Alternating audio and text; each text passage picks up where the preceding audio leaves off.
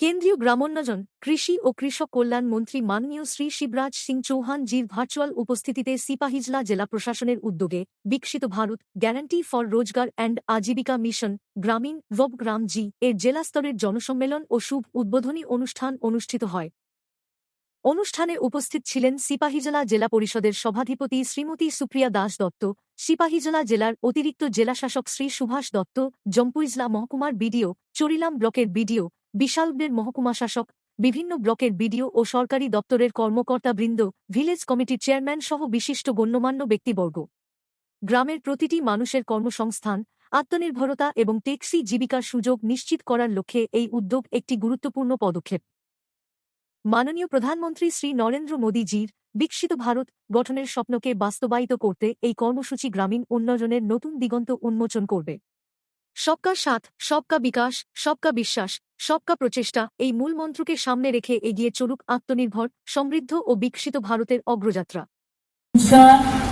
Ajeevika mission গ্রামীণ, এটা গ্রামের বিকাশের জন্য একটা গুরুত্বপূর্ণ পদক্ষেপ এবং আমাদের প্রধানমন্ত্রী যে স্বপ্নটা আমাদেরকে দেখাচ্ছেন যে 2047 সাল আমাদের দেশ যখন স্বাধীনতার 100তম বৎসর আমরা উদযাপন করব, আমাদের দেশ বিকশিত ভারত হিসাবে প্রতিষ্ঠিত লাভ করবে।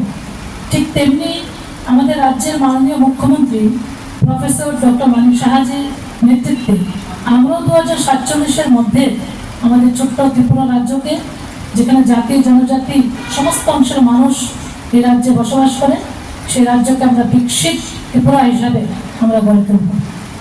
আর আমাদের মাননীয় প্রধানমন্ত্রী এটা অনুভব করেছেন যে পঞ্চায়েতের উন্নয়নের মাধ্যমে, বিকশিত পঞ্চায়েতের মাধ্যমেই আমাদের দেশের যে আত্মনির্ভর ভারত বা বিকশিত ভারত সেটা সম্ভব। দেখুন, এতদিন ছিল MGN রেখা, মহাত্মা গান্ধী নামে এই প্রকল্প চালু ছিল, কিন্তু দুর্ভাগ্য হলেও আমাকে বলতে হচ্ছে আমাদের এই যে জাতির পিতা, জাতির জনক মহাত্মা গান্ধী, উনি কিন্তু বলে গেছেন যে ভারতবর্ষকে যদি দেখতে চাও গ্রামে যেতে হবে, গ্রাম হলো ভারতবর্ষের আত্মা। উনি চেয়েছিলেন যে গ্রামের অর্থনীতি, গ্রামের মানুষের আর্থসামাজিক মান যেন উন্নয়ন হয়।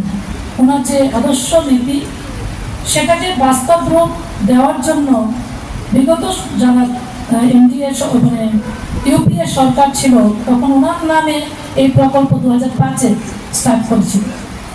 কিন্তু আমরা দেখেছি বিগত দিনে রেগার মাধ্যমে বিভিন্ন ব্লকে ব্লকে দুর্নীতি করা হয়েছে।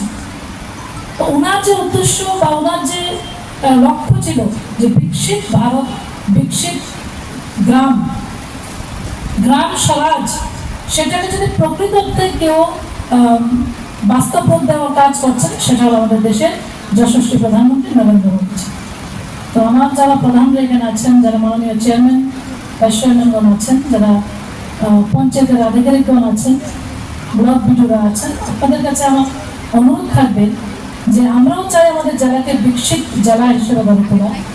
আমরাও এই শুভ মুহূর্তের সাক্ষী হলাম এবং আমরাই কাজ করব। কেন্দ্র সরকারের, রাজ্য সরকারের যেই সকল কল্যাণকারী প্রকল্প আছে, প্রত্যেকটা প্রকল্পের সঠিক বাস্তবায়ন আমাদের মাধ্যমেই হতে হবে।